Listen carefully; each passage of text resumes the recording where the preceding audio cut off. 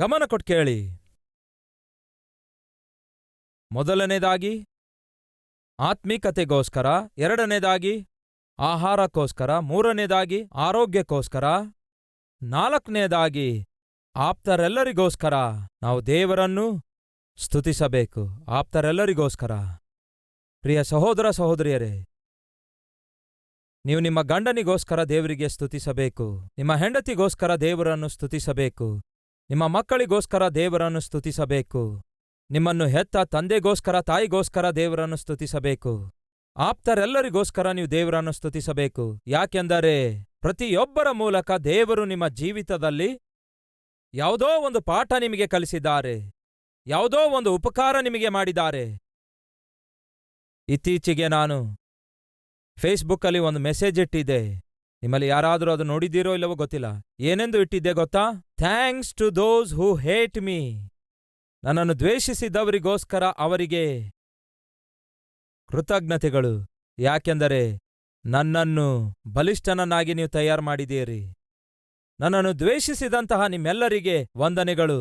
ನನ್ನನ್ನು ವಿಮರ್ಶಿಸಿ ಕ್ರಿಟಿಸೈಸ್ ಮಾಡಿರುವ ನಿಮ್ಮೆಲ್ಲರಿಗೆ ವಂದನೆಗಳು. ಯಾಕೆಂದರೆ ನನ್ನನ್ನು ಧೈರ್ಯಶಾಲಿಗಳನ್ನಾಗಿ ಮಾಡಿದ್ದೀರಿ. ನನ್ನನ್ನು ಪ್ರೀತಿಸಿದಂತಹ ನಿಮ್ಮೆಲ್ಲರಿಗೆ ವಂದನೆಗಳು.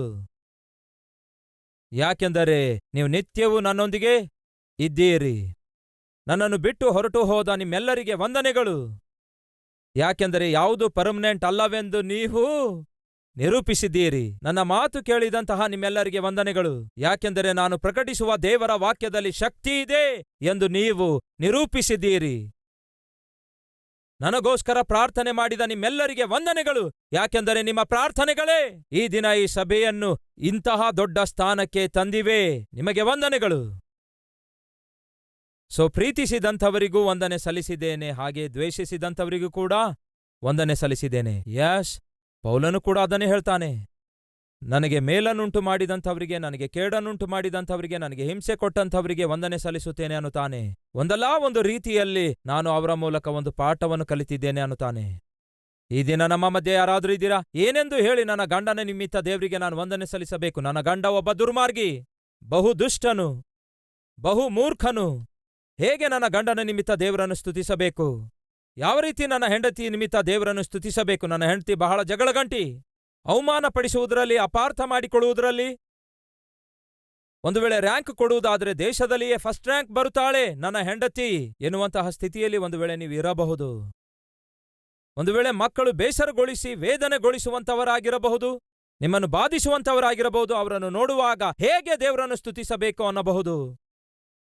ಹಡೆದು ಬೆಳೆಸಿದ್ರು, ಆದರೆ ನನ್ನನ್ನು ಲಕ್ಷಿಸಲಿಲ್ಲ, ಸರಿಯಾಗಿ ಓದಿಸಲಿಲ್ಲ ಅಂತಹ ಪೇರೆಂಟ್ಸ್ ನಿಮಿತ್ತ ಹೇಗೆ ದೇವರನ್ನು ನಾನು ಸ್ತುತಿಸಲಿ ಎಂಬುದಾಗಿ ಒಂದು ವೇಳೆ ನೀವು ದೇವರನ್ನು ಸ್ತುತಿಸಬೇಕಾದ ಸಮಯದಲ್ಲಿ ಸ್ತುತಿಸಲಾರದೆ ನಾನಾ ವಿಧವಾದ ಕಾರಣಗಳನ್ನು ಹೇಳಬಹುದು. ಪ್ರಿಯ ಸಹೋದರ ಸಹೋದರಿಯರೇ, ದಯವಿಟ್ಟು ಕೇಳ್ರಿ. ನಾವು ಆಪ್ತರೆಲ್ಲರಿಗೋಸ್ಕರವಾಗಿ ದೇವರನ್ನು ಸ್ತುತಿಸಬೇಕು ಎನ್ನುವುದು ದೇವರ ಉದ್ದೇಶ ಆಗಿದೆ. ಜಪಾನ್ ದೇಶದವರು ಮೀನುಗಳನ್ನು ಬಹಳ ಇಷ್ಟಪಡ್ತಾರೆ. ಆದರೆ ದಿನೇ ದಿನೇ ಬರ್ತಾ ಬರ್ತಾ ಆ ಮೀನಿನ ವ್ಯಾಪಾರ ಲಾಸ್ ಆಗ್ತಾ ಇತ್ತು. ಮೀನಿನ ವ್ಯಾಪಾರ ಲಾಸ್ ಅಲ್ಲಿ ಹೋಗ್ತಾ ಇರುವಾಗ ಆ ಮೀನಿನ ವ್ಯಾಪಾರ ಮಾಡುವಂಥವರು ಬಹಳ ಚಿಂತಾಜನಕರಾಗಿದ್ರು. ಯಾಕೆಂದರೆ ಮೀನಿನ ವ್ಯಾಪಾರ ದಿನೇ ದಿನೇ ಕಡಿಮೆ ಆಗುತ್ತಾ ನಷ್ಟಕ್ಕೊಳಗಾಗಿತ್ತು. ಏನ್ ಮಾಡಿದ್ರೆ ನಮ್ಮ ಮೀನಿನ ವ್ಯಾಪಾರವನ್ನು ಮತ್ತೆ ನಾವು ಲಾಭದಾಯಕವಾಗಿ ಮಾರ್ಪಡಿಸಿಕೊಳ್ಳಬಹುದು ಎಂದು ಎಲ್ಲರೂ ಕೂತ್ಕೊಂಡು ಆಲೋಚಿಸುವಾಗ ಅವರಿಗೆ ಅರ್ಥವಾದದ್ದೇನೆಂದ್ರೆ, ಅವರು ಸಮುದ್ರದೊಳಗೆ ಹೋಗಿ ಎಷ್ಟೋ ದಿನಗಳವರೆಗೂ ಸಮುದ್ರದಲ್ಲಿಯೇ ಇದ್ದು ಹಿಡಿದ ಮೀನುಗಳನ್ನು ಐಸ್ ಗಡ್ಡೆಯಲ್ಲಿ ಅವರು ಇಡ್ತಾ ಇದ್ದಾರೆ. ಐಸ್ನಲ್ಲಿ ಇಟ್ಟು ನಾವು ತರ್ತಿದ್ದೇವೆ. ಹಾಗೆ ಐಸ್ನಲ್ಲಿ ನಾವು ಇಟ್ಟು ಎಂದೋ ಸತ್ತಿರುವಂತಹ ಮೀನುಗಳನ್ನು ದಡಕ್ಕೆ ತಂದು ನಾವು ಮಾರಾಟ ಮಾಡ್ತಿದ್ದೇವೆ. ಸತ್ತಿರುವ ಮೀನುಗಳು ಐಸ್ನಲ್ಲಿಟ್ಟಿರುವ ಮೀನುಗಳಾಗಿರುವುದರಿಂದ, ಅಷ್ಟು ಅವು ರುಚಿ ಇಲ್ಲದೇ ಇರುವುದರಿಂದ ನಮ್ಮ ವ್ಯಾಪಾರ ಕುಂಠಿತವಾಗುತ್ತಿದೆ ಎಂಬ ವಾಸ್ತವ ಗ್ರಹಿಸುತ್ತಾರೆ. ಸರಿ, ಈಗ ಏನ್ ಮಾಡೋಣ ಎಂದು ಯೋಚಿಸಿ ಒಂದು ನಿರ್ಣಯ ತೆಗೆದುಕೊಳ್ತಾರೆ. ಏನೆಂದರೆ, ನಾವು ಯಾವ ಸ್ಟೀಮರ್ಸ್ಗಳನ್ನು ಹೊಂದಿಕೊಂಡಿದ್ದೇವೋ, ಯಾವ ಸಣ್ಣ ಸಣ್ಣ ಹಡಗಿನಲ್ಲಿ, ದೊಡ್ಡ ದೊಡ್ಡ ಹಡಗಿನಲ್ಲಿ ಹೋಗಿ ಮೀನನ್ನು ಹಿಡಿಯುತ್ತಿದ್ದೇವೋ, ಹಾಗೆ ಮೀನು ಹಿಡಿಯುವಂತಹ ದೊಡ್ಡ ದೊಡ್ಡ ಹಡಗಿನ ಮಧ್ಯದಲ್ಲಿ ನೀರಿನಿಂದ ಕೂಡಿರುವ ಒಂದು ದೊಡ್ಡ ತೊಟ್ಟಿಯನ್ನು ನಾವು ತಯಾರು ಮಾಡೋಣ. ಅದನ್ನು ತಯಾರು ಮಾಡಿ ಆ ತೊಟ್ಟಿಯೊಳಗೆ ನೀರು ಹಾಕೋಣ. ಹಿಡಿದ ಮೀನುಗಳನ್ನು ತಂದು ಆ ತೊಟ್ಟಿಯೊಳಗೆ ಹಾಕೋಣ. ಹಾಗೆ ಹಿಡಿದ ಮೀನುಗಳನ್ನು ಆ ತೊಟ್ಟಿಯಲ್ಲಿ ಹಾಕಿದ ಕೂಡಲೇ ಆ ಮೀನುಗಳೆಲ್ಲ ಬದುಕಿಯೇ ಇರುತ್ತವೆ. ನಾವು ದಡಕ್ಕೆ ಆ ಬದುಕಿರುವ ಮೀನುಗಳನ್ನು ತರುವಾಗ ಬದುಕಿರುವ ಮೀನುಗಳನ್ನು ಅವರು ಕೊಂಡುಕೊಳ್ಳುತ್ತಾರೆ, ಅವು ರುಚಿಕರವಾಗಿರುತ್ತವೆ, ಫಲಿತವಾಗಿ ನಮ್ಮ ವ್ಯಾಪಾರ ಚೆನ್ನಾಗಿರುತ್ತೆ ಎಂಬ ಆಲೋಚನೆ ಒಳ್ಳೆದನಿಸಿತು. ಹಾಗಾಗಿ ಅವರು ತಮ್ಮ ಹಡಗಿನ ಒಂದು ಮಧ್ಯಭಾಗದಲ್ಲಿ ದೊಡ್ಡ ತೊಟ್ಟಿ ತಯಾರು ಮಾಡಿದ್ರು. ಅದರೊಳಗಡೆ ನೀರು ತುಂಬಿಸಿ ಹಿಡಿದ ಮೀನುಗಳನ್ನೆಲ್ಲ ಆ ತೊಟ್ಟಿಯೊಳಗಡೆ ಹಾಕ್ತಾರೆ. ವ್ಯಾಪಾರ ಚೆನ್ನಾಗಿ ಜರುಗುತ್ತೆ ಎಂದು ಆಲೋಚಿಸಿ ಹಿಡಿದ ಮೀನುಗಳನ್ನು ತಂದು ಮಾರ್ತಾರೆ. ಮೊದಲ ವಾರ ವ್ಯಾಪಾರ ಚೆನ್ನಾಗಿ ಜರುಗಿತು, ಆನಂತರ ಯಥಾಸ್ಥಿತಿಗೆ ಬಂತು. ಯಾಕೆ ಹೀಗೆ ಜರುಗುತ್ತಿದೆ ಎಂದು ಅವರು ಆಲೋಚಿಸಿದಾಗ ಅವರಿಗೆ ಅರ್ಥವಾದದ್ದೇನೆಂದ್ರೆ, ಹಿಡಿದ ಮೀನು ನಾವು ನೀರಲ್ಲಿ ಹಾಕ್ತಿದ್ದೇವೆ, ತೊಟ್ಟಿಯಲ್ಲಿ ಹಾಕಿದಾಗ ಮೀನುಗಳೆಲ್ಲ ತೊಟ್ಟಿಯಲ್ಲೇ ಇರ್ತಿವೆ, ಕದಲದಂತೆ ಚಲಿಸದಂತೆ ಪ್ರಾಣದಿಂದ ಉಳ್ಕೊಳ್ತಾ ಇವೆ. ಆದರೆ ಕದಲುತ್ತಾ ಇಲ್ಲ, ಚಲಿಸುತ್ತಾ ಇಲ್ಲ, ಚುರುಕುತನ ಇಲ್ಲ. ಸೊ ಆ ಮೀನುಗಳು ಕದಲದೆ ಚಲಿಸದೆ ಮಂದವಾಗಿ ಸುಸ್ತಾಗಿರುವುದರಿಂದ ಆರೋಗ್ಯಕರವಾಗಿ ಚುರುಕಾಗಿರುವ ಮೀನುಗಳಲ್ಲಿರುವಂತಹ ಆ ರುಚಿ ಇವುಗಳಲ್ಲಿ ಇಲ್ಲ ಎಂದು ಗೊತ್ತಾಯ್ತು. ಹಾಗಾದ್ರೆ ಈಗ ಏನ್ ಮಾಡಬೇಕು? ಅವು ಚುರುಕಾಗಿರಬೇಕಾದ್ರೆ, ಹುಷಾರಾಗಿರಬೇಕಾದ್ರೆ, ಚಲಿಸುತ್ತಾ ಇರಬೇಕಾದ್ರೆ, ರುಚಿಕರವಾಗಿರಬೇಕಾದ್ರೆ ಏನ್ ಮಾಡಬೇಕು ಎಂದು ಅವರೆಲ್ಲರೂ ಆಲೋಚಿಸಿ ಕೊನೆಗೆ ಒಂದು ನಿರ್ಣಯಕ್ಕೆ ಬರುತ್ತಾರೆ. ಆ ನಿರ್ಣಯವನ್ನು ಅವರೆಲ್ಲರೂ ಪಾಲಿಸುತ್ತಾರೆ. ಹಾಗೆ ಪಾಲಿಸಿದಾಗ ಜರುಗಿದ್ದೇನು ಗೊತ್ತಾ ನಿಮಗೆ?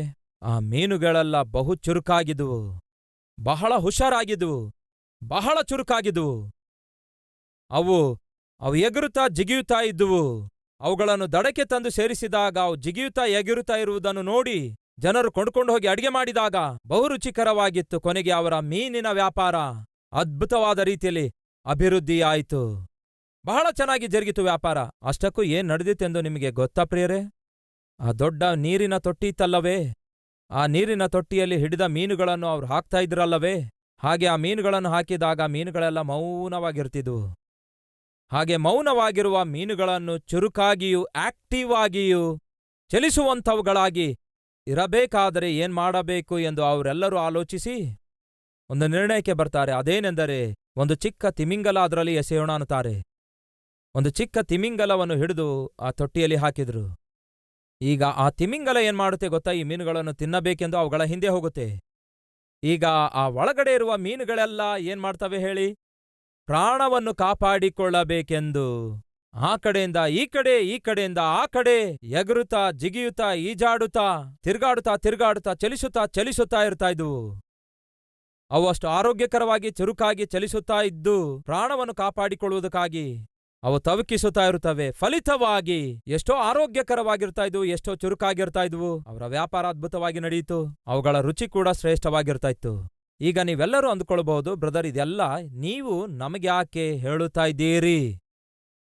ನಿಮ್ಮಲ್ಲಿ ಎಷ್ಟು ಜನ ಆತ್ಮೀಕವಾಗಿ ಆರೋಗ್ಯಕರವಾಗಿರಬೇಕು, ಆತ್ಮೀಕವಾಗಿ ಚುರುಕಾಗಿರಬೇಕು, ಆತ್ಮೀಕವಾಗಿ ಬಲವಾಗಿರಬೇಕು, ಅನೇಕ ಜನರಿಗೆ ಆಶೀರ್ವಾದಕರವಾಗಿರಬೇಕು, ಮಾದರಿಕರವಾಗಿರಬೇಕು ಎಂದು ನಾವು ಕೋರುತ್ತಿದ್ದೇವೆ ಅನ್ನುವಂಥವ್ರಿರುವುದಾದರೆ ಕೈ ತೋರಿಸ್ತೀರಾ? ಅದು ಇರೋ ವಿಷಯ. ಅದಕ್ಕಾಗಿಯೇ ದೇವರು ನಿಮಗೆ ಅಂಥ ಗಂಡ ಕೊಟ್ಟಿದ್ದಾರೆ. ಎಂತಹ ಗಂಡನನ್ನು ಹೇಳ್ರಿ ಸಹೋದರಿಯರೇ? ತಿಮಿಂಗಲದಂತಹ ಗಂಡ. ಆ ಗಂಡ ಮನೆಗೆ ಬಂದ್ರೆ ಸಾಕು, ಕೂತ್ಕೊಳ್ಳಲಾಗೋದಿಲ್ಲ, ನಿಂತ್ಕೊಳ್ಳಲಾಗೋದಿಲ್ಲ, ಮಲ್ಗಲು ಆಗೋದಿಲ್ಲ, ಕ್ಷಣ ವಿಶ್ರಾಂತಿ ಇರೋದಿಲ್ಲ. ಯಾಕೆಂದರೆ ರಾಕ್ಷಸನಂತಿದ್ದಾನೆ ಅನ್ನುತ್ತೀರಿ. ಆ ರಾಕ್ಷಸನಂತಹ ಗಂಡನ ನಿಮಿತ್ತ ನೀವೇನ್ ಮಾಡ್ತಿದ್ದೀರಿ ಗೊತ್ತಾ? ಮೊಳಕಾಲು ಊರ್ತೀರಿ. ಆ ರಾಕ್ಷಸನಂತಹ ಗಂಡನ ನಿಮಿತ್ತ ಏನ್ ಮಾಡ್ತೀರಿ ಗೊತ್ತಾ? ದೇವರ ಮೇಲೆ ಆಧಾರಗೊಳ್ತೀರಿ. ಆ ರಾಕ್ಷಸನಂತಹ ಗಂಡನ ನಿಮಿತ್ತ ನೀವೇನ್ ಮಾಡ್ತೀರಿ ಗೊತ್ತಾ? ಕಣ್ಣೀರಿನಿಂದ ಪ್ರಾರ್ಥಿಸ್ತೀರಿ, ದೇವರ ನಿಕಟತೆಯಲ್ಲಿ ಜೀವಿಸ್ತೀರಿ. ಅಂತಹ ಗಂಡ ಇಲ್ಲದೇ ಇದ್ದರೆ ಯಾವಾಗ ನೋಡಿದ್ರು ಟಿಕ್ಕು ಟಿಕ್ಕು ಟಿಕ್ಕು ಟಿಕ್ಕು ಇದೇ ಕೆಲಸ ಮಾಡ್ತೀರಿ. ಯಾವ ಕೆಲಸ? ಹಾಗೋ ನಿಮಗೆ ಪ್ರಸಂಗ ಮಾಡುವ ಅವಶ್ಯಕತೆಯೇ ಇಲ್ಲ.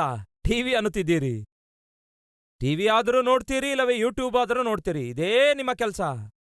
ಈ ದಿನ ಬಹಳ ಕುಟುಂಬಗಳು ಆತ್ಮೀಕತೆ ಇಲ್ಲದೆ, ಅನುರಾಗವಿಲ್ಲದೆ, ಆತ್ಮೀಕತೆ ಇಲ್ಲದಕ್ಕೆ ಕಾರಣ ಏನೆಂದು ಗೊತ್ತಾ? ತಿಮಿಂಗಲ ಇಲ್ಲದಕ್ಕಾಗಿ. ತಿಮಿಂಗಲದಂತಹ ಗಂಡ ಇರುವುದಾದರೆ ಹೆಂಡತಿ ತಪ್ಪದೆ ಮೊಳಕಾಲು ಊರುತ್ತಾಳೆ. ಹಾಗೆಯೇ ತಿಮಿಂಗಲದಂತಹ ಹೆಂಡತಿ ಇಲ್ಲದೇ ಇರುವುದಾದರೆ ಗಂಡಂದೆರೇ, ನೀವು ದೇವರ ಸನ್ನಿಧಿಗೆ ಬರ್ತಾ ಇದ್ರಾ? ಎಷ್ಟೋ ಸಹೋದರರು ನನ್ನ ಬಳಿಗೆ ಬಂದು ಹೇಳ್ತಾರೆ, ಬ್ರದರ್ ಪ್ರಾರ್ಥನೆ ಮಾಡಿ ಬ್ರದರ್. ನಾನಂತೂ ಪ್ರಾರ್ಥನೆ ಮಾಡ್ತಿದ್ದೇನೆ, ನೀವು ಪ್ರಾರ್ಥಿಸ್ತಿದ್ದೀರಾ ಅಂದ್ರೆ ಉಪವಾಸ ಇದ್ದು ಪ್ರಾರ್ಥಿಸ್ತೇನೆ ಅನ್ನುತ್ತಾರೆ. ಯಾಕೆ ಉಪವಾಸ ಇರ್ತೀರಿ ಅಂದ್ರೆ, ಹೇಗೋ ನನ್ನ ಹೆಂಡತಿ ಮನೆಯಲ್ಲಿ ಅಡಿಗೆ ಮಾಡಿ ಹಾಕೋದಿಲ್ಲ ಬ್ರದರ್. ಸರಿ, ಈಗ ಏನು ಸಂಗತಿ? ಉಪವಾಸವಿದ್ದು ಪ್ರಾರ್ಥನೆ ಮಾಡ್ತಿದ್ದೇನೆ ಬ್ರದರ್. ಎದಕ್ಕಾಗಿ? ಹೆಂಡತಿ ಮಾರ್ಪಡುವುದಕ್ಕಾಗಿ ಅನ್ನುತ್ತಾರೆ. ಉಪವಾಸವಿದ್ದು ಗಂಡ ಪ್ರಾರ್ಥನೆ ಮಾಡ್ತಿದ್ದಾನಂತೆ. ಎದಕ್ಕಾಗಿ ಹೇಳಿ? ಹೆಂಡತಿ ಗಂಡನಿಗೆ ಏನ್ ಮಾಡ್ತಿದ್ದಾಳೆ? ಮೊಳಕಾಲೂರುವಂತೆ ಮಾಡ್ತಿದ್ದಾಳೆ, ಉಪವಾಸವಿದ್ದು ಪ್ರಾರ್ಥಿಸುವಂತೆ ಮಾಡ್ತಿದ್ದಾಳೆ. ನಾನು ನನ್ನ ಉದ್ಯೋಗ ಮುಗಿಸಿದ ಕೂಡಲೇ ನೇರವಾಗಿ ಸಭೆಗೆ ಬರ್ತೇನೆ ಬ್ರದರ್. ಯಾಕೆ? ಎದಕ್ಕಾಗಿ? ಮನೆಗೆ ಹೋದ್ರೆ ನರಕ ಯಾತನೆ ಬ್ರದರ್. ಹೀಗೆ ನಿಮ್ಮನ್ನು ಸಭೆಗೆ ಕಳಿಸ್ತಿರೋದು ಯಾರು ಹೇಳಿ? ಹೆಂಡತಿ ಅಲ್ಲವೋ? ಈಗ ದೇವರಿಗೆ ವಂದನೆ ಹೇಳಬೇಕಂತೀರಾ ಇಲ್ಲ ಅಂತೀರಾ? ದೇವರೇ, ಅಂತಹ ಹೆಂಡತಿಯ ನಿಮಿತ್ತವೇ ನಾನು ನಿನ್ನ ಸುತ್ತಲೂ ತಿರುಗಾಡ್ತಾ ಇದ್ದೇನೆ, ಸಭೆಯ ಸುತ್ತಲೂ ಸುತ್ತಾಡುತ್ತಾ ಇದ್ದೇನೆ, ಮೊಳಕಾಲೂರಿ ಪ್ರಾರ್ಥಿಸ್ತಿದ್ದೇನೆ ಎಂದು ಹೇಳಬೇಕಲ್ಲವೇ? ಪ್ರಿಯ ಸಹೋದರ ಸಹೋದರಿಯರೇ, ನಿಮ್ಮ ಗಂಡ ಒಳ್ಳೆಯವನಾಗಿರ್ಬೋದು, ಒಳ್ಳೆಯವನಲ್ಲದೇ ಇರಬಹುದು. ಹೆಂಡತಿ ಒಳ್ಳೆಯವಳಾಗಿರ್ಬೋದು, ಒಳ್ಳೆಯವಳಲ್ಲದೇ ಇರಬಹುದು. ಆದರೆ ಒಂದು ಮಾತ್ರ ವಾಸ್ತವ, ನಿಮ್ಮ ಜೀವಿತದಲ್ಲಿ ಎಂತಹ ಗಂಡನನ್ನು ದೇವರು ಕೊಡಬೇಕಿತ್ತೋ ಅಂತಹ ಗಂಡನನ್ನೇ ಕೊಟ್ಟಿದ್ದಾರೆ. ನಿಮ್ಮ ಜೀವಿತದಲ್ಲಿ ಎಂತಹ ಹೆಂಡತಿಯನ್ನು ದೇವರು ಕೊಡಬೇಕಿತ್ತೋ ಅಂತಹ ಹೆಂಡತಿಯನ್ನೇ ಕೊಟ್ಟಿದ್ದಾರೆ. ಬಹುಶಃ ನಿಮ್ಮನ್ನು ಮೊಳಕಾಲೂರುವಂತೆ ಮಾಡುವುದಕ್ಕಾಗಿರಬಹುದು, ಇಲ್ಲವೇ ನಿಮ್ಮಲ್ಲಿರುವಂತಹ ಅಪಶ್ರುತಿಗಳೆಲ್ಲ ಏನಿವೆಯೋ ಅವುಗಳನ್ನೆಲ್ಲ ನಿಮ್ಮಿಂದ ದೂರ ಮಾಡುವುದಕ್ಕಾಗಿರಬಹುದು. ದೇವರು ಕೊಟ್ಟ ಗಂಡ ಎಂಥವನಾಗಿದ್ರೂ ಕೂಡ ನೀವೊಂದು ವೇಳೆ ಕೂತ್ಕೊಂಡು ಚೆನ್ನಾಗಿ ಆಲೋಚಿಸಿ ನೋಡುವುದಾದರೆ ನೀವು ತಪ್ಪದೆ ಒಂದಲ್ಲ ಒಂದು ರೀತಿಯಲ್ಲಿ ದೇವರಿಗೆ ಸ್ತುತಿಸುತ್ತೀರಿ. ಕಾಡಿಸುವಂತಹ ಪೀಡಿಸುವಂತಹ ಮಕ್ಕಳು ನಿಮಗೇನ್ ಕಲಿಸುತ್ತಾರೆ ಗೊತ್ತಾ? ತಾಳ್ಮೆಯನ್ನು ಕಲಿಸುತ್ತಾರೆ. ನಿಮಗೇನ್ ಕಲಿಸುತ್ತಾರೆ ಗೊತ್ತಾ? ಸಹನೆಯನ್ನು ಕಲಿಸುತ್ತಾರೆ. ನಿಮ್ಮನ್ನು ಪರೀಕ್ಷೆಗೊಳಪಡಿಸುತ್ತಾರೆ. ನಿಮಗೆ ಸಹನೆ ಇಲ್ಲದಿರುವುದಕ್ಕಾಗಿ, ತಾಳ್ಮೆ ಇಲ್ಲದಿರುವುದಕ್ಕಾಗಿ, ನಿಮ್ಮ ಬಾಯಿ ಮಾತು ಸರಿ ಇಲ್ಲದಿರುವುದಕ್ಕಾಗಿ ಅವರು ನಿಮಗೆ ತಿಳಿಯಪಡಿಸಿ ಪರೀಕ್ಷೆಗೆ ಒಳಪಡಿಸುತ್ತಾರೆ. ನಾವು ಪರೀಕ್ಷೆಯಲ್ಲಿ ಫೇಲ್ ಆಗುತ್ತಿರುವುದಾದರೆ ನಮ್ಮನ್ನು ನಾವು ಸರಿಪಡಿಸಿಕೊಳ್ಳುತ್ತಿಲ್ಲ ಎಂದ ಅರ್ಥ. ಅದಕ್ಕಾಗಿ ಅವರು ಸರಿಪಡಿಸಿಕೊಳ್ಳಲು ಒಂದು ಅವಕಾಶ ಕೊಡ್ತಿದ್ದಾರೆ. ಪ್ರಿಯ ಸಹೋದರ ಸಹೋದರಿಯರೇ, ದಯವಿಟ್ಟು ಮಕ್ಕಳ ವಿಷಯದಲ್ಲಾಗಿರ್ಬೋದು, ಪೇರೆಂಟ್ಸ್ ವಿಷಯದಲ್ಲಾಗಿರ್ಬೋದು, ಲೈಫ್ ಪಾರ್ಟ್ನರ್ ವಿಷಯದಲ್ಲಾಗಿರ್ಬೋದು, ನೀವು ದೇವರನ್ನೇ ಸ್ತುತಿಸಬೇಕು. ನನ್ನ ಮನವೇ ಯೆಹೋವನನ್ನು ಕೊಂಡಾಡು, ನನ್ನ ಸರ್ವೇಂದ್ರಿಯಗಳೇ ಆತನ ಪವಿತ್ರ ನಾಮವನ್ನು ಕೀರ್ತಿಸು. ಆತನು ಮಾಡಿರುವ ಉಪಕಾರಗಳಲ್ಲಿ ಒಂದನ್ನೂ ಮರೆಯಬೇಡ. ಅಂದ್ರೆ ಎಲ್ಲಾ ವಿಷಯದಲ್ಲಿ ಸ್ತುತಿಸಬೇಕು. ಯೆಹೋವನನ್ನು ಸ್ತುತಿಸಿರಿ. 1 ಥೆಸಲೋನಿಕ 5ನೇ ಅಧ್ಯಾಯ 16ನೇ ವಚನದಲ್ಲಿ ಏನಿದೆ ಗೊತ್ತಾ? ಎಲ್ಲಾ ವಿಷಯಗಳಲ್ಲಿ ದೇವರನ್ನು ಸ್ತುತಿಸಿರಿ, ಅದು ದೇವರ ಚಿತ್ತ. ಸೊ ಯಾವ ವಿಷಯಕ್ಕಾಗಿ ಸ್ತುತಿಸಬೇಕು? ಆತ್ಮೀಕತೆಗಾಗಿ, ಆಹಾರಕ್ಕಾಗಿ, ಆರೋಗ್ಯಕ್ಕಾಗಿ, ಆಪ್ತರೆಲ್ಲರಿಗಾಗಿ. ನಮ್ಮನ್ನು ದ್ವೇಷಿಸುವಂಥವರಿರ್ತಾರೆ, ದೂಷಿಸುವಂಥವರಿರ್ತಾರೆ, ವಿಮರ್ಶಿಸುವಂಥವರಿರ್ತಾರೆ. ನಿಮಗೆ ಗೊತ್ತಾ ಪ್ರಿಯರೇ, ಅವರು ನಮಗೆ ಗೊತ್ತಾಗದಂತೆ ಉಪಕಾರ ಮಾಡ್ತಾರೆ. ದ್ವೇಷಿಸುವವರು ನಮ್ಮನ್ನು ದ್ವೇಷಿಸುವುದಾದರೆ ವಾಸ್ತವದಲ್ಲಿ ಅವರು ನಮ್ಮನ್ನು ಪರೀಕ್ಷಿಸುತ್ತಿದ್ದಾರೆ. ಏನೆಂದು ಪರೀಕ್ಷಿಸುತ್ತಾರೆ? ದ್ವೇಷಿಸುವುದಾದರೆ ತಿರುಗಿ ದ್ವೇಷಿಸುತ್ತಾರೋ ಇಲ್ಲವೋ ಎಂದು. ನೀವು ತಿರುಗಿ ದ್ವೇಷಿಸುವುದಾದರೆ ನೀವು ಆತ್ಮೀಕರು ಅಲ್ಲ, ನೀವು ಪರೀಕ್ಷೆಯಲ್ಲಿ ಫೇಲ್ ಆದ್ರಿ. ನೀವು ದೂಷಿಸುವುದಾದರೆ ನೀವು ಆತ್ಮೀಕರು ಅಲ್ಲವೇ ಅಲ್ಲ, ಪರೀಕ್ಷೆಯಲ್ಲಿ ಫೇಲ್ ಆದ್ರಿ. ಸೊ ವಾಸ್ತವದಲ್ಲಿ ನಮ್ಮ ಎದುರುಗಡೆ ಇರುವಂಥವರು ಆತ್ಮೀಕ ಹೀನರು ನಮ್ಮನ್ನು ಪರೀಕ್ಷಿಸುತ್ತಾ ಇರ್ತಾರೆ. ಆ ಪರೀಕ್ಷೆಯಲ್ಲಿ ನಾವು ಪಾಸ್ ಆಗುವುದಾದ್ರೆ ನಾವು ದೇವರನ್ನು ಘನಪಡಿಸುತ್ತೇವೆ. ಫೇಲ್ ಏನಾದ್ರೂ ಆದ್ರೆ ದೇವರ ನಾಮಕ್ಕೆ ಅವಮಾನ ತರುತ್ತೇವೆ. ಪ್ರತಿದಿನ ಯಾವುದೋ ಒಂದು ಶೋಧನೆ, ಪ್ರತಿದಿನ ಯಾರಾದ್ರೂ ಒಬ್ಬ ವ್ಯಕ್ತಿ, ಪ್ರತಿದಿನ ಒಬ್ಬ ವ್ಯಕ್ತಿಯ ವ್ಯಕ್ತಿತ್ವ ಪ್ರತಿದಿನ ನಮ್ಮನ್ನು, ನಮ್ಮ ಆತ್ಮಿಕತೆಯನ್ನು ಪರೀಕ್ಷಿಸುತ್ತದೆ ಎಂಬ ಸತ್ಯವನ್ನು ಮರೆಯಬೇಡಿರಿ. ಆ ಪರೀಕ್ಷೆಯಲ್ಲಿ ನಾವು ಪಾಸ್ ಆಗುತ್ತೇವೋ ಫೇಲ್ ಆಗುತ್ತೇವೋ ಎನ್ನುವಂಥದ್ದು ನಮಗೂ ದೇವರಿಗೂ ಇರುವ ಸಂಬಂಧದ ಮೇಲೆ ಆಧಾರವಾಗಿದೆ. ಪ್ರಶಾಂತವಾಗಿ ಜೀವಿಸುತ್ತಾ, ಸಮಾಧಾನದಿಂದ ಜೀವಿಸುತ್ತಾ, ಸಂತೋಷದಿಂದ ಜೀವಿಸುತ್ತಾ, ಸಮಸ್ತ ಜನರೊಂದಿಗೆ ಸಖ್ಯತೆಯಿಂದ ಜೀವಿಸುತ್ತಿರುವುದಾದರೆ ನೀವು ದೇವರೊಂದಿಗೆ ಸಮಾಧಾನದಿಂದ ಜೀವಿಸ್ತಿದ್ದೀರಿ ಎಂದ ಅರ್ಥ. ಮತ್ತೊಮ್ಮೆ ಹೇಳ್ತೇನೆ ಕೇಳಿರಿ, ದೇವರೊಂದಿಗೆ ಸಮಾಧಾನವಿಲ್ಲದಂಥವರು ತಮ್ಮ ಸುತ್ತಲೂ ಇರುವವರೊಂದಿಗೆ ಸಮಾಧಾನದಿಂದಿರುವುದು ಸಾಧ್ಯವೇ ಇಲ್ಲ. ದೇವರೊಂದಿಗೆ ಸಮಾಧಾನದಿಂದಿರುವಂಥವರು ತಮ್ಮ ಸುತ್ತಲಿರುವವರೊಂದಿಗೂ ಕೂಡ ಸಮಾಧಾನದಿಂದ ಜೀವಿಸ್ತಾರೆ, ಸಂತೋಷದಿಂದ ಜೀವಿಸುತ್ತಾರೆ, ಸಖ್ಯತೆಯುಳ್ಳವರಾಗಿ ಜೀವಿಸುತ್ತಾರೆ. ಈ ದಿನ ನಿಮ್ಮನ್ನು ಪರೀಕ್ಷಿಸಿಕೊಳ್ಳಿ. ನಿಮಗೂ ದೇವರಿಗೂ ಸಮಾಧಾನವಿದೆಯಾ? ಹಾಗಾದರೆ ದೇವರನ್ನು ಸ್ತುತಿಸಿರಿ. ನಿಮ್ಮ ಸುತ್ತಲಿರುವವರೊಂದಿಗೆ ಸಖ್ಯತೆಯಲ್ಲಿದ್ದೀರಾ? ಹಾಗಾದರೆ ದೇವರನ್ನು ಸ್ತುತಿಸಿರಿ ನಿಮ್ಮ ಸುತ್ತಲಿರುವ ಜನರಿಗಾಗಿ. ಹಾಗಿಲ್ಲದ ಪಕ್ಷದಲ್ಲಿ ಈ ದಿನ ನಿಮ್ಮನ್ನು ನೀವು ಸರಿಪಡಿಸಿಕೊಳ್ಳಬೇಕು. ದೇವರೇ, ನಾನು ನಿನ್ನೊಂದಿಗೆ ಸಮಾಧಾನದಲ್ಲಿ ಇರದೇ ಇರುವುದರಿಂದ ಸುತ್ತಲಿರುವವರೊಂದಿಗಿನ ಸಮಾಧಾನ ಕಳ್ಕೊಂಡೆ, ನನ್ನ ಗಂಡನೊಂದಿಗೆ ಸಮಾಧಾನ ಕಳ್ಕೊಂಡೆ, ಹೆಂಡತಿಯೊಂದಿಗೆ ಸಮಾಧಾನ ಕಳ್ಕೊಂಡೆ, ನನ್ನ ಮಕ್ಕಳೊಂದಿಗೆ ಸಮಾಧಾನ ಕಳ್ಕೊಂಡೆ, ಉದ್ಯೋಗ ಮಾಡುವ ಸ್ಥಳದಲ್ಲಿ ಸುತ್ತಲಿರುವವರೊಂದಿಗೆ ನನ್ನ ಸಮಾಧಾನ ಕಳ್ಕೊಂಡೆ. ನಾನು ಎಲ್ಲೇ ಇದ್ರೂ ಅಲ್ಲಿ ನನ್ನ ಸಮಾಧಾನ ಕಳೆದುಕೊಳ್ತಿದ್ದೇನೆ. ಅದು ನಿಮ್ಮ ಲೋಪ ಆಗಿದೆ. ಆ ಲೋಪಕ್ಕೆ ಕಾರಣ ಏನು ಗೊತ್ತಾ? ದೇವರೊಂದಿಗೆ ನೀವು ಸಮಾಧಾನದಿಂದ ಇಲ್ಲದೇ ಇರುವಂಥದ್ದಾಗಿದೆ. ಯೇಸು ಕ್ರಿಸ್ತನಿಗೂ ತನ್ನ ತಂದೆಯೊಂದಿಗೆ ಸಮಾಧಾನವಿತ್ತು. ಆ ಗೆತ್ಸೆಮನೆ ತೋಟದಲ್ಲಿ ಯೇಸು ಕ್ರಿಸ್ತನು ಸಮಸ್ತವನ್ನು ತನ್ನ ತಂದೆಗೆ ಒಪ್ಪಿಸಿಕೊಟ್ಟು ಹೇಳ್ತಾರೆ, ತಂದೆಯೇ, ನನ್ನ ಚಿತ್ತವಲ್ಲ ನಿನ್ನ ಚಿತ್ತವೇ ನೆರವೇರಲಿ ಅನ್ನುತ್ತಾರೆ. ಯೇಸು ಸಂಪೂರ್ಣವಾಗಿ ತನ್ನ ಚಿತ್ತವನ್ನು ತನ್ನ ತಂದೆಗೆ ಒಪ್ಪಿಸಿಕೊಡ್ತಾರೆ. ಅನಂತರ ಏನ್ ಜರುಗಿತು? ಬಹಳವಾಗಿ ಹಿಂಸೆಪಡಿಸುತ್ತಾರೆ, ಬಹಳವಾಗಿ ದ್ವೇಷಿಸುತ್ತಾರೆ, ಬಹಳವಾಗಿ ವಿಮರ್ಶಿಸುತ್ತಾರೆ, ಬಹಳವಾಗಿ ಗಾಯಪಡಿಸುತ್ತಾರೆ. 3 ಮಳೆಗಳ ಮೇಲೆ ನೇತಾಕುತ್ತಾರೆ. ಕೇಳ್ತಿದ್ದೇನೆ ಪ್ರಿಯರೇ, ಬಾಯಿ ತೆರೆದು ಯಾರನ್ನಾದ್ರೂ ಯೇಸು ದ್ವೇಷಿಸಿದ್ದಾರಾ? ಬಾಯಿ ತೆರೆದು ಯಾರನ್ನಾದ್ರೂ ಯೇಸು ದೂಷಿಸಿದ್ದಾರಾ? ಬಾಯಿ ತೆರೆದು ಯಾರನ್ನಾದ್ರೂ ಯೇಸು ಶಪಿಸಿದ್ದಾರಾ? ಇಲ್ಲ ಪ್ರಿಯರೇ. ಮತ್ತೇನ್ ಮಾಡಿದ್ರು? ತಾವು ಯಾರಾಗಿದ್ದಾರೆಂದು, ತಮ್ಮ ಆತ್ಮಿಕತೆ ಎಂಥದೆಂದು, ತಮ್ಮ ವ್ಯಕ್ತಿತ್ವ ಎಂಥದೆಂದು, ತನಗೂ ತಂದೆಯಾದ ದೇವರಿಗೂ ಮಧ್ಯದಲ್ಲಿರುವ ಸತ್ಸಂಬಂಧ ಎಂಥದೆಂದು ಶಿಲುಬೆಯಲ್ಲಿ ನೇತಾಡ್ತಾ ಕೂಡ ಯೇಸು ನಿರೂಪಿಸುತ್ತಾರೆ. ಏನ್ ಹೇಳ್ತಾರೆ ಗೊತ್ತಾ? ತಂದೆಯೇ, ಅವರು ತಾವು ಏನ್ ಮಾಡ್ತಿದ್ದಾರೆಂದು ಅವರು ಅರಿಯದೇ ಇರುವುದರಿಂದ ಅವರನ್ನು ಕ್ಷಮಿಸು ಅನ್ನುತ್ತಾರೆ. ಎಲ್ಲಿದೆ ದ್ವೇಷ? ಎಲ್ಲಿದೆ ಕೋಪ? ಎಲ್ಲಿದೆ ಆವೇಶ? ಎಲ್ಲಿದೆ ದೂಷಣೆ? ಎಲ್ಲಿದೆ ಶಾಪ, ಶಾಪನಾರ್ಥಗಳು? ಇರಲಿಲ್ಲ ಪ್ರಿಯರೇ. ಪ್ರಿಯ ಸಹೋದರ ಸಹೋದರಿಯರೇ, ನಮ್ಮ ಸುತ್ತಲಿರುವವರು, ಅವರ ವ್ಯಕ್ತಿತ್ವ ಆಗಿರ್ಬೋದು, ಅವರ ಮಾತಿನ ವಿಧಾನ ಆಗಿರ್ಬೋದು, ಅವರ ವಿಧಾನಗಳಾಗಿರ್ಬೋದು, ಅವು ನಮ್ಮನ್ನು ಪರೀಕ್ಷಿಸುತ್ತಾ ಇವೆ ಎಂಬ ವಿಷಯವನ್ನು ಮರೆಯಬೇಡಿ. ಇಲ್ಲಿಯವರೆಗೂ ಒಂದು ವೇಳೆ ನಮ್ಮ ಸುತ್ತಲಿರುವವರು ಪರೀಕ್ಷಿಸುವಾಗ ನಾವೇನಾದ್ರೂ ಫೇಲ್ ಆಗಿರುವುದಾದರೆ, ಆತ್ಮಿಕತೆ ಏನಾದ್ರೂ ಕಳ್ಕೊಂಡಿರುವುದಾದರೆ ಕ್ಷಮಾಪಣೆ ಕೋರೋಣ. ಪ್ರಭುವೇ, ನಿನ್ನೊಂದಿಗೆ ನಾನು ಸತ್ಸಂಬಂಧದಲ್ಲಿ ಇಲ್ಲದೇ ಇರುವುದರಿಂದ ನನ್ನ ಸುತ್ತಲಿರುವವರೊಂದಿಗಿನ ಸಮಾಧಾನ ನಾನು ಕಳೆದುಕೊಂಡೆ, ನನ್ನನ್ನು ಕ್ಷಮಿಸು ದೇವರೇ. ಇನ್ನು ಮೇಲೆ ನಾನು ಸುತ್ತಲಿರುವವರೊಂದಿಗೆ ಸಮಾಧಾನದಿಂದ ಜೀವಿಸಬೇಕಾದರೆ ಮೊದಲನೇದಾಗಿ ನಿನ್ನೊಂದಿಗೆ ದೇವರೇ ನಾನು ಸಮಾಧಾನದಿಂದ ಜೀವಿಸಬೇಕು. ಹೀಗೆ ಪ್ರಾರ್ಥಿಸಿದ ನಂತರ ನೀವೇನ್ ಮಾಡ್ತೀರಿ ಗೊತ್ತಾ? ನಿಮ್ಮ ಸುತ್ತಲಿರುವಂಥವರು ನನ್ನ ಆತ್ಮೀಕತೆ ಎಂಥದೆಂದು ನನಗೆ ಪರೀಕ್ಷಿಸಿದ್ರು. ಆ ಪರೀಕ್ಷೆಯಲ್ಲಿ ನಾನು ಫೇಲ್ ಆಗಿದೆ, ನನ್ನನ್ನು ಕ್ಷಮಿಸು ದೇವರೇ. ಅವರು ಆ ರೀತಿ ಪರೀಕ್ಷಿಸಿದ್ದರಿಂದಲೇ ನೀವೇ ಅಂಥವರೆಂದು, ನಿಮ್ಮ ಆತ್ಮಿಕತೆ ಎಂಥದೆಂದು ಬಯಲಾದದ್ದರಿಂದ ನೀವೇನ್ ಮಾಡಬೇಕು? ಅವರ ಪರೀಕ್ಷೆಯ ನಿಮಿತ್ತ ನನ್ನ ಬಲಹೀನತೆ ಏನೆಂದು, ನನ್ನ ಆತ್ಮಿಕ ಹೀನತೆ ಎಂಥದೆಂದು ಬಯಲಾಯಿತು. ಪ್ರಭುವೇ, ಅವರು ಪರೀಕ್ಷಿಸಿದ್ದಕ್ಕಾಗಿ ನಿನಗೆ ವಂದನೆ ಎಂದು ಹೇಳಬೇಕು. ನಮ್ಮ ಸುತ್ತಲಿರುವವರು ಒಳ್ಳೆಯದನ್ನು ಮಾಡುವವರಾಗಿರ್ಬೋದು, ಕೆಟ್ಟದನ್ನು ಮಾಡುವವರಾಗಿರ್ಬೋದು. ಆದರೆ ದಯವಿಟ್ಟು ಕೇಳ್ರಿ, ನಾವು ಮಾಡಬೇಕಾದದ್ದೇನೆಂದರೆ ದೇವರಿಗೆ ವಂದನೆಗಳನ್ನು ಸಲ್ಲಿಸಬೇಕು. ಆಪ್ತರೆಲ್ಲರಿಗೋಸ್ಕರ ದೇವರನ್ನು ಸ್ತುತಿಸುವುದು ರೂಢಿ ಮಾಡಿಕೊಳ್ಳೋಣ.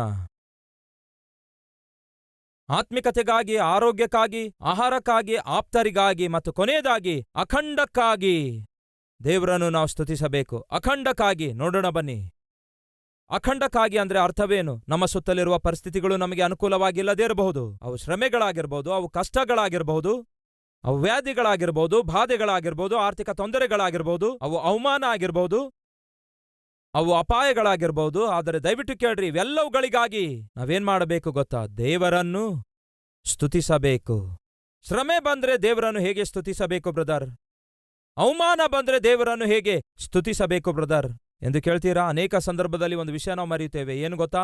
ನಮಗೆ ಬರುವಂತಹ ಶ್ರಮೆಗಳಾಗಿರ್ಬೋದು, ಕಷ್ಟಗಳಾಗಿರ್ಬೋದು, ಇಕ್ಕಟ್ಟು ಬಿಕ್ಕಟ್ಟಾಗಿರ್ಬೋದು, ಅವು ವಾಸ್ತವದಲ್ಲಿ ನಾವು ಮಾಡಿರುವ ತಪ್ಪಿನಿಂದ ತಂದುಕೊಂಡ ಶ್ರಮೆಗಳಲ್ಲದೇ ಇರುವುದಾದರೆ ಅವು ನಮಗೆ ಒಳ್ಳೆಯದನ್ನು ಮಾಡ್ತಾವೆ ಎಂಬ ವಿಷಯ ಮರೆಯಬೇಡಿರಿ. ಅದಕ್ಕಾಗಿಯೇ ಕೀರ್ತನೆಯಲ್ಲಿ ದಾವೀದನು ಹೀಗೆ ಹೇಳ್ತಾನೆ. 119ನೇಯ ಕೀರ್ತನೆ 71ನೇಯ ವಚನದಲ್ಲಿ ಹೀಗೆ ಹೇಳ್ತಾನೆ, ನಾನು ನಿನ್ನ ಕಟ್ಟಳೆಗಳನ್ನು ಕಲಿತುಕೊಳ್ಳುವ ಹಾಗೆ, ನಾನು ನಿನ್ನ ನಿಬಂಧನೆಗಳನ್ನು ಕಲಿತುಕೊಳ್ಳುವ ಹಾಗೆ ಕಷ್ಟವನ್ನು ಅನುಭವಿಸುವಂಥದ್ದು ಏನಂತೆ ಹಿತಕರವಾಯಿತು.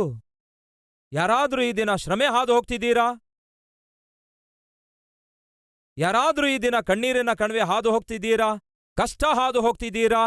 ಹಾಗಾದರೆ ದೇವರನ್ನು ಮನಪೂರ್ವಕವಾಗಿ ಸ್ತುತಿಸಿರಿ. ಪ್ರಭುವೇ, ನನಗೆ ಬಂದ ಈ ಶ್ರಮೆಗಳು, ಈ ಕಷ್ಟಗಳು ನನ್ನ ಹಿತಕ್ಕೋಸ್ಕರವೇ ನೀವು ಅನುಮತಿಸಿದ್ದೀರಿ ಎಂಬ ವಾಸ್ತವವನ್ನು ಗ್ರಹಿಸಿರಿ. ಕೆಲವೊಂದು ಸಾರಿ ಕೆಲವು ಮಕ್ಕಳು ತುಂಟಾಟದಿಂದ ಆಟ ಆಡಿ ಕೆಲವೊಂದು ಸಾರಿ ಕೈಕಾಲುಗಳನ್ನು ಮುರ್ಕೊಳ್ತಾರೆ. ಹಾಗೆ ಅವರ ಕೈಕಾಲು ಮುರಿದು ಹೋದಾಗ ಸಿಮೆಂಟಿನಿಂದ ಅವರ ಕಾಲನ್ನು ಕಟ್ಟುತ್ತಾರೆ. ಅವರ ಕಾಲಿಗೆ ಕೆಳಗಡೆಯಿಂದ ಮೇಲ್ಗಡೆವರೆಗೂ ಸಿಮೆಂಟಿನಿಂದ ಕಟ್ಟುತ್ತಾರೆ. ಆ ಕಾಲು ಮಡಚಲಿಕ್ಕಾಗೋದಿಲ್ಲ. ಆಗ ಆ ಮಕ್ಕಳಿಗೆ ಎಷ್ಟೋ ಕಷ್ಟ ಅನಿಸುತ್ತೆ, ಎಷ್ಟೋ ಬಾಧೆ ಅನಿಸುತ್ತೆ, ಎಷ್ಟೋ ಬೇಸರ ಅನಿಸುತ್ತೆ.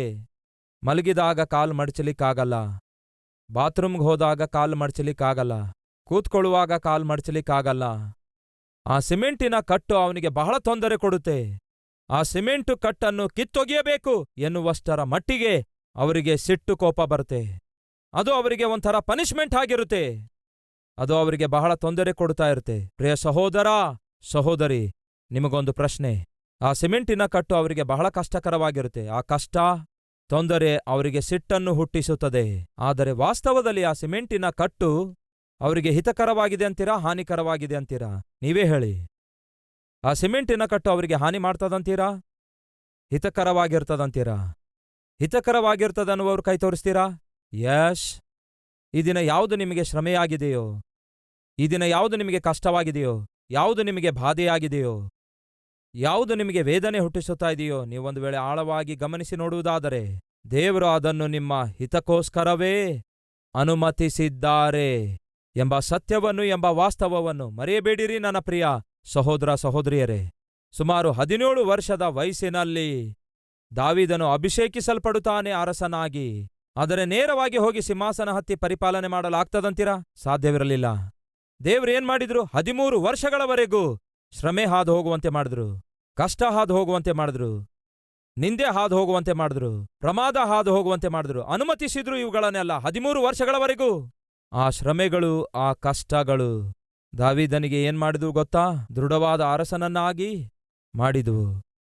13 ವರ್ಷಗಳವರೆಗೂ ಆ ಶ್ರಮೆಯ ಕಾಲವು ದಾವೀದನಿಗೆ ಒಬ್ಬ ಅದ್ಭುತನಾದ ಅರಸನನ್ನಾಗಿ ಮಾಡಿದ್ವು. ನೀವು ಟೆಂಬೋರು ಡಿಪ್ಪಕ್ಕೆ ಹೋಗಿ ನೋಡಿ, ಅಲ್ಲಿ ದೊಡ್ಡ ದೊಡ್ಡ ನೀರಿನ ತೊಟ್ಟಿಗಳಿರ್ತವೆ. ಆ ನೀರಿನ ತೊಟ್ಟಿಗಳಲ್ಲಿ ದೊಡ್ಡ ದೊಡ್ಡ ಮರದ ದಿಂಬಗಳನ್ನು ನೋಡ್ತೀರಿ. ಕೆಲವು ದಿಂಬಗಳು ಹೊರಗಿರ್ತವೆ, ಇನ್ನು ಕೆಲವು ದಿಂಬಗಳೇನೋ ನೀರಲ್ಲಿರ್ತವೆ. ನೀವು ಹೋಗಿ ನೋಡಿದ್ರೆ ಚಳಿಗಾಲದಲ್ಲಿ ಹಾಗೆ ಬಿದ್ದಿರ್ತವೆ, ಮಳೆಗಾಲದಲ್ಲಿ ಹಾಗೆ ಬಿದ್ದಿರ್ತವೆ, ಬೇಸಿಗೆ ಕಾಲದಲ್ಲಿ ಹಾಗೆ ಬಿದ್ದಿರ್ತವೆ. ನಿಮಗನಿಸುತ್ತದೆ ಯಾಕೆ ಈ ರೀತಿಯಾಗಿ ಉಪಯೋಗಕ್ಕೆ ಬರದೆ ಎಲ್ಲಾ ಕಾಲದಲ್ಲಿ ಬಿದ್ದಿರ್ತವೆ, ಯಾಕೆ ಹೀಗೆ ಬಿಸಾಡಿದ್ದಾರೆ? ಅವು ನೋಡಿದ್ರೆ ಮಳೆಯಲ್ಲಿ ಒದ್ದೆ ಆಗ್ತಿವೆ, ನೀರಲ್ಲಿ ನೆನೆಯುತ್ತಾ ಇವೆ, ಚಳಿಗಾಲದಲ್ಲಿ ಮುದುರಿ ಹೋಗ್ತಿವೆ, ಬೇಸಿಗೆ ಕಾಲದಲ್ಲಿ ಒಣಗಿ ಹೋಗ್ತಿವೆ, ಉಪಯೋಗವಿಲ್ಲದಂತೆ ಉಳ್ಕೊಂಡಿವೆ, ಯಾಕೆ ಹೀಗೆ ಬಿದ್ದಿವೆ ಎಂಬ ಪ್ರಶ್ನೆ ನಿಮಗೆ ಬರಬಹುದು. ಆದರೆ ದಯವಿಟ್ಟು ಕೇಳಿ ಪ್ರಿಯರೇ, ಯಾವಾಗ ಮರದ ದಿಂಬ ಮಳೆಗೆ ಒದ್ದೆಯಾಗಿ, ಬಿಸಿಲಿಗೆ ಒಣಗಿ, ಚಳಿಗಾಲದಲ್ಲಿ ಚಳಿಯ ನಿಮಿತ್ತ ಅದು ಮುದುರಿಕೊಂಡು ಎಲ್ಲಾ ಸೀಸನ್ಸ್ಗಳನ್ನು ಆ ಮರದ ದಿಂಬಗಳು ಹಾದು ಹೋದ ನಂತರವೇ ಅದನ್ನು ಚೆನ್ನಾಗಿ ನೀವು ಕಟ್ ಮಾಡಿ, ಒಂದು ವೇಳೆ ಮನೆಯ ಮುಖ್ಯ ದ್ವಾರ ಆಗಿರ್ಬೋದು, ಒಂದು ಕುರ್ಚಿ ಆಗಿರಬಹುದು, ಇಲ್ಲವೇ ಒಂದು ಸುಂದರವಾದ ಮಂಚ ಆಗಿರ್ಬೋದು, ಅದರಿಂದ ನೀವು ತಯಾರು ಮಾಡಿಕೊಳ್ಳುವುದಾದ್ರೆ ಅದು ಪರ್ಮನೆಂಟ್ ಆಗಿರುತ್ತೆ. ಚಳಿಗಾಲ ಬಂದ್ರೂ ರೂಪ ಬದಲಾಗಲ್ಲ, ಬೇಸಿಗೆ ಕಾಲ ಬಂದಾಗ ರೂಪ ಬದಲಾಗಲ್ಲ, ಮಳೆಗಾಲ ಬಂದ್ರೂ ರೂಪ ಬದಲಾಗಲ್ಲ, ಅದರ ಶೇಪು ಬದಲಾಗಲ್ಲ, ಅದರ ಸ್ಟ್ರೆಂತ್ ಬದಲಾಗಲ್ಲ. ಕಾರಣವೇನೆಂದರೆ ಅದು ಶ್ರಮೆ ಹಾದು ಹೋಗಿದೆ. ಕೆಲವೊಂದು ಸಾರಿ ಕೆಲವೊಂದು ನಿರ್ದಿಷ್ಟ ಕಾಲದಲ್ಲಿ ನಮ್ಮ ಬಾಗಿಲು ಚೆನ್ನಾಗಿ ಮುಚ್ಕೊಳ್ಳುತ್ತೆ, ಆದರೆ ಬೇರೆ ಕಾಲ ಬಂದಾಗ ನಮ್ಮ ಬಾಗಿಲು ಮುಚ್ಚೋದೇ ಇಲ್ಲ, ಗಟ್ಟಿಯಾಗಿ ನಾವು ತಳ್ಳಬೇಕಾಗತ್ತೆ. ಏನ್ರಿ ಸ್ವಲ್ಪ ಬನ್ನಿ, ನೀವು ಏನಾಯ್ತು ಕಣೆ, ಮುಂಚೆ ಬಾಗಿಲು ಚೆನ್ನಾಗಿ ಮುಚ್ತಾ ಇತ್ತಲ್ಲ, ಈಗ ಮುಚ್ತಾ ಇಲ್ರಿ, ಈಗ ನೀವು ಬಂದು ತಳ್ಳಿರಿ ಅನ್ನುತ್ತಾಳೆ. ಬಾಗಿಲು ತಳ್ಳೋದೊಬ್ರು, ಚಿಲ್ಕ ಹಾಕೋದಿನ್ನೊಬ್ರು. ಯಾಕೆಂದ್ರೆ ಶೇಪ್ ಔಟ್ ಆಯ್ತು, ಅದು ಶೇಪ್ ಕಳೆದುಕೊಂಡಿತ್ತು. ಕಾರಣ ಗೊತ್ತಾ? ಅದು ಸೀಸನಿಂಗ್ ಹಾದು ಹೋಗಲಿಲ್ಲ. ಅದೇ ರೀತಿ ಈ ದಿನ ನಿಮ್ಮ ಜೀವಿತದಲ್ಲಿ ದೇವರು ನಿಮ್ಮನ್ನು ಸೀಸನ್ ಮಾಡುತ್ತಿರುವುದಾದರೆ, ಶ್ರಮೆಗಳ ಮುಖಾಂತರ, ಅವಮಾನಗಳ ಮುಖಾಂತರ, ಆಪತ್ತುಗಳ ಮುಖಾಂತರ, ಬಾಧೆಗಳ ಮುಖಾಂತರ ದೇವರು ಹಾದು ಹೋಗುವಂತೆ ಮಾಡಿ ಸೀಸನ್ ಮಾಡುತ್ತಿರುವುದಾದರೆ ದೇವರನ್ನು ಸ್ತುತಿಸಿರಿ. ಯಾಕೆಂದರೆ ನಿಮ್ಮನ್ನು ಒಂದು ಅದ್ಭುತವಾದ ಪಾತ್ರೆಯನ್ನಾಗಿ ಉಪಯೋಗಿಸಿಕೊಳ್ಳಬೇಕು ಎಂದು ದೇವರು ಆಶಿಸಿರುವುದರಿಂದಲೇ ಆ ಶ್ರಮೆಗಳನ್ನು ಹಾದು ಹೋಗುವಂತೆ ಮಾಡ್ತಿದ್ದಾರೆ. ಗಮನ ಕೊಟ್ಟು ಕೇಳಿ ಪ್ರಿಯರೇ, ಅಖಂಡ ವಿಷಯಗಳಿಗಾಗಿ ದೇವರನ್ನು ಸ್ತುತಿಸಿರಿ ಎಂದು ಬೈಬಲ್ ಹೇಳುತ್ತದೆ. ಒಬ್ಬ ವ್ಯಕ್ತಿ ಕಿವಿ ನೋವು ತಾಳಲಾರದೆ ಹಾಸ್ಪಿಟಲ್ಗೆ ಹೋದ್ರೆ ಡಾಕ್ಟರ್ ಪರೀಕ್ಷಿಸಿ ಹೇಳ್ತಾರೆ, ನೋಡಪ್ಪ ಒಳಗಡೆ ಒಂದು ಹುಣ್ಣಾಗಿದೆ, ಅದಕ್ಕೆ ಆಪರೇಷನ್ ಮಾಡಬೇಕಾಗುತ್ತೆ. ಅಂದಾಗ ಆಪರೇಷನ್ ಮಾಡಲು ಆಪರೇಷನ್ ಥಿಯೇಟರ್ ಒಳಗೆ ಹೋಗ್ತಾರೆ. ಆ ಡಾಕ್ಟರ್ ಅವರು ಶಾರ್ಪ್ ಆಗಿರುವ ಒಂದು ಕಟರ್ ಅನ್ನು ತಕೊಳ್ತಾರೆ, ಆಪರೇಷನ್ಗಾಗಿ ಸಿದ್ಧವಾಗ್ತಾರೆ. ಆಗ ಒಂದು ಮಾತು ಕೇಳ್ತಾರೆ, ನೀನು ಕಿವಿ ನೋವಿಂದ ಬಂದಿದೆಯಲ್ಲವೇ? ಹೌದು ಡಾಕ್ಟ್ರೇ, ನೋವು ನನಗೆ ತಾಳಲಿಕ್ಕಾಗ್ತಾ ಇಲ್ಲ. ಈಗ ನಾನು ಮಾಡುವಂತಹ ಆಪರೇಷನ್ ನಿನಗೆ ಬಾಧೆಯನ್ನುಂಟು ಮಾಡುತ್ತದೆ. ಗಮನ ಕೊಟ್ಟು ಕೇಳಿ ಡಾಕ್ಟರ್ ಹೇಳುವಂತಹ ಮಾತೇನೆಂದು. ಈಗ ನಾನು ಮಾಡುವಂತಹ ಆಪರೇಷನ್ ನಿನಗೆ ಬಾಧೆಯನ್ನುಂಟು ಮಾಡುತ್ತದೆ, ಆದರೆ ಹಾನಿಯನ್ನು ಮಾತ್ರ ಉಂಟು ಮಾಡೋದಿಲ್ಲ. ಅದೇ ರೀತಿ ನನ್ನ ದೇವರು ಈ ದಿನ ನಿಮ್ಮ ಜೀವಿತದಲ್ಲಿ ಮಾಡುತ್ತಿರುವ ಆಪರೇಷನ್ ಬಾಧೆಯನ್ನು ಮಾತ್ರವೇ ಉಂಟು ಮಾಡುತ್ತದೆ ಹೊರತು ಹಾನಿ ಉಂಟು ಮಾಡೋದಿಲ್ಲ. ಅದಕ್ಕಾಗಿ ದೇವರನ್ನು ಸ್ತುತಿಸಬೇಕು. ಶ್ರಮೆ ಹಾದು ಹೋಗ್ತಾ ಇದ್ದೀರಾ? ಶ್ರಮೆಯ ಕಾಲ ಹಾದು ಹೋಗ್ತಿದ್ದೀರಾ? ಈ ವರ್ಷವಿಡೀ ಶ್ರಮೆಗಳು, ಕಷ್ಟಗಳು ಹಾದು ಹೋಗಿದ್ದೀರಾ? ಹಾಗಾದ್ರೆ ಈ ವರ್ಷ ನೀವು ದೃಢವಾಗಿದ್ದೀರಿ ಎಂದು ಅದರ ಅರ್ಥ. ಎಂಥದೇ ಸೀಸನ್ ಆಗಲಿ ಎದುರಿಸುವಂತಹ ವ್ಯಕ್ತಿಯನ್ನಾಗಿ ಮಾಡಿವೆ ಆ ಶ್ರಮೆಗಳೇ, ಆ ಕಷ್ಟಗಳೇ, ಆ ಅವಮಾನಗಳೇ. ಅದಕ್ಕಾಗಿ ಅವುಗಳ ವಿಷಯದಲ್ಲಿ ದೇವರನ್ನು ಸ್ತುತಿಸಬೇಕು. ಅಖಂಡಕ್ಕಾಗಿ ದೇವರನ್ನು ಸ್ತುತಿಸಬೇಕು. ಆಪ್ತರೆಲ್ಲರಿಗಾಗಿ ದೇವರನ್ನು ಸ್ತುತಿಸಬೇಕು. ಆತ್ಮಿಕತೆಗಾಗಿ, ಆರೋಗ್ಯಕ್ಕಾಗಿ, ಆಹಾರಕ್ಕಾಗಿ, ಈ ವರ್ಷದಲ್ಲಿ ದೇವರು ತೋರಿಸಿರುವಂತಹ ಕೃಪೆಗಾಗಿ ನಾವು ದೇವರನ್ನು ಸ್ತುತಿಸಬೇಕಂತೀರಾ, ಇಲ್ಲ ಅಂತೀರಾ? ಒಂದು ಸಾರಿ ಆಲೋಚಿಸಿರಿ. ಅದೇ ಸಮಯದಲ್ಲಿ ನೀವು ಆತ್ಮೀಕವಾಗಿ ಬಲಹೀನವಾಗಿರುವುದಾದರೆ ಈ ಸಮಯದಲ್ಲಿ ಕರ್ತನ ಸಹಾಯ ಕೋರಿಕೊಳ್ಳಿರಿ. ಆರೋಗ್ಯ ವಿಷಯದಲ್ಲಿ ಬಲಹೀನವಾಗಿರುವುದಾದರೆ ಈ ದಿನ ಕರ್ತನ ಕನಿಕರವನ್ನು ಕೋರಿಕೊಳ್ಳಿ. ಆಹಾರ ಕೂಡ ಇಲ್ಲದ ಸ್ಥಿತಿಯಲ್ಲಿ ಒಂದು ವೇಳೆ ನೀವಿರುವುದಾದರೆ ಈ ದಿನ ದೇವರ ದಯೆಯನ್ನು ಕೋರಿಕೊಳ್ಳಿರಿ. ಆಪ್ತರೆಲ್ಲರಿಂದ ದೂರವಾಗಿ ಏಕಾಂಗಿಯಾಗಿ ಇರುವ ವ್ಯಕ್ತಿ ನೀವಾಗಿರುವುದಾದರೆ ಕರ್ತನೊಂದಿಗೆ ಸಮಾಧಾನ ಕೋರಿಕೊಳ್ಳಿರಿ. ಶ್ರಮೆಗಳನ್ನು ಕಷ್ಟಗಳನ್ನು ಒಂದು ವೇಳೆ ಈ ವರ್ಷವಿಡೀ ನೀವು ಹಾದು ಹೋಗಿರುವುದಾದರೆ ಅಥವಾ ಅನುಭವಿಸಿದ್ದೇ ಆಗಿರುವುದಾದರೆ ಹೊಸ ವರ್ಷದಲ್ಲಿ ದೇವರ ಅತ್ಯಧಿಕವಾದ ಆಶೀರ್ವಾದವನ್ನು ಕೋರಿಕೊಳ್ಳಿರಿ. ಬನ್ನಿರಿ, ಎಲ್ಲರೂ ಒಟ್ಟಿಗೆ ಪ್ರಾರ್ಥಿಸೋಣ. ಕರ್ತನನ್ನು ಮನಸಾರೆ ಸ್ತುತಿಸೋಣ.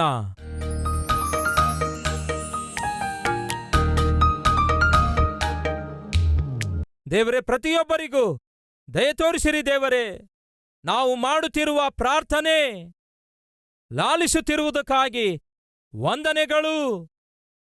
ನಮ್ಮ ಆತ್ಮೀಕತೆಗಾಗಿ, ನಮಗೆ ಕೊಟ್ಟ ಆರೋಗ್ಯಕ್ಕಾಗಿ, ನಮಗೆ ಕೊಟ್ಟ ಆಹಾರಕ್ಕಾಗಿ, ನಮಗೆ ಕೊಟ್ಟ ಆಪ್ತರಿಗಾಗಿ, ಅಖಂಡಕ್ಕಾಗಿ ದೇವರೇ ನಿಮಗೆ ಮಹಿಮೆ, ಘನತೆ, ಪ್ರಭಾವಗಳನ್ನು ಸಲ್ಲಿಸುತ್ತೇವೆ. ದೇವರೇ, ನಮ್ಮ ಗತದ ಜೀವಿತದಲ್ಲಿ ಯಾವುದೆಲ್ಲ ನಮ್ಮ ಬಲಹೀನತೆಯಾಗಿತ್ತೋ ಇನ್ಮೇಲೆ ಅವು ಮುಂದುವರಿಯಬಾರದು.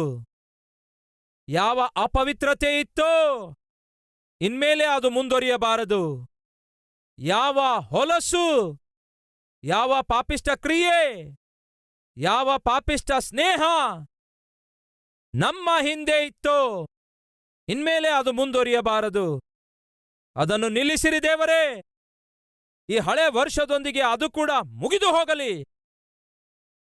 ನೂತನ ವ್ಯಕ್ತಿಗಳಾಗಿ, ನಿಮ್ಮ ಮಕ್ಕಳಾಗಿ ನೂತನ ವರ್ಷದಲ್ಲಿ ಹೆಜ್ಜೆ ಇಟ್ಟು ನಿಮಗೋಸ್ಕರ ಘನವಾದ ಸಾಕ್ಷಿಗಳಾಗಿ ಜೀವಿಸುವ ಭಾಗ್ಯವನ್ನು ನಮಗೆ ದಯಪಾಲಿಸಿರೆಂದು ಯೇಸುವಿನ ನಾಮದಲ್ಲಿ ಬೇಡಿ ಹೊಂದಿದ್ದೇವೆ ತಂದೆಯೇ, ಆಮೆನ್.